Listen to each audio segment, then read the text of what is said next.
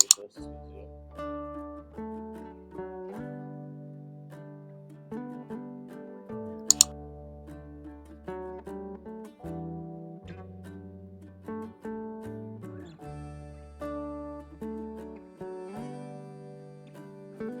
Go to content. That's what I want to use it on my, when you click it, when you click here, the content will open.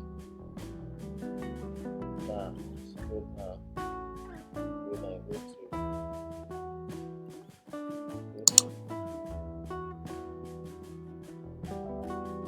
go ahead, go to show more, scroll down. From here, video location, what location I want to post. You see it come out, save it. When you save, and you go to that, then when you go to that video now, just go back, just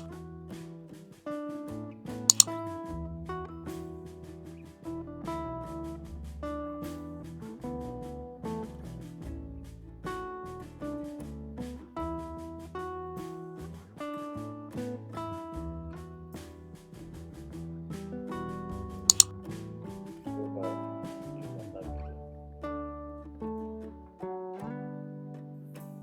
Going to video for 30 seconds. But the location is not